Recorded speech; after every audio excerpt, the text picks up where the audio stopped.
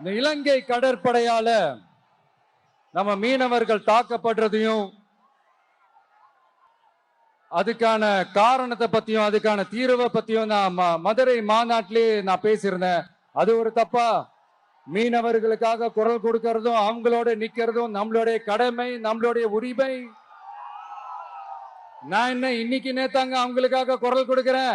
இதே நாகப்பட்டினத்துல 14 வருஷத்துக்கு முன்னாடி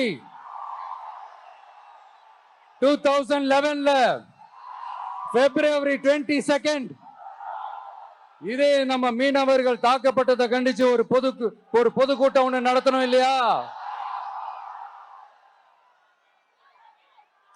இந்த விஜய் களத்துக்கு வர்றது ஒண்ணு புதுசு இல்ல கண்ணா. எப்போ எப்போ எப்போ வந்தாச்சு. என்ன ஒண்ணு, முன்னாடிலாம் விஜய் மக்கள் இயக்கம் என்ற அந்த இயக்கமா நிற்போம். இப்ப தமிழக வெற்றி கழகம் என்ற அந்த ஒரு அரசியல் இயக்கமா நிக்கிறோம். அவ்வளவுதான் வித்தியாசம். அன்னைக்கும் சரி, இன்னைக்கும் சரி, இனிமேலும் சரி, மக்களுக்காக மக்களோட நிக்கிறது தான். இது புரிய வேண்டியவங்களுக்கு புரிஞ்சா சரி. மீனவர்களுக்காக குரல் கொடுக்கிற இதே சமயத்துல நம்ம தொப்புள் கொடி உறவுகளான ஈழத் தமிழர்கள், அவங்க இலங்கையில இருந்தாலும் உலகத்துல எந்த மூலையில இருந்தாலும்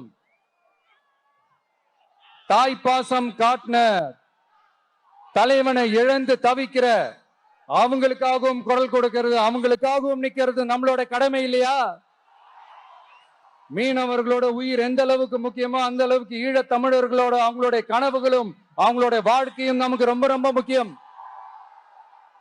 நம்ம மீனவர்கள் படுற இந்த கஷ்டத்தை எல்லாம் பார்த்து ஒரு பெருசா ஒரு கடிதம் ஒண்ணு எழுதிட்டு அதுக்கப்புறம் கப்சிப்னு சைலண்டா போறதுக்கு நாம ஒண்ணு இந்த கபட நாடக திமுக அரசும் கிடையாது. மத்த மீனவர்கள்னா இந்திய மீனவர்கள், நம்ம மீனவர்கள்னா தமிழக மீனவர்கள். இப்படி பிரிச்சு பார்த்து பேசுறதுக்கு நாம ஒண்ணு பாசிச பாஜக அரசும் கிடையாது. நிரந்தரமான தீர்வு, நிரந்தரமான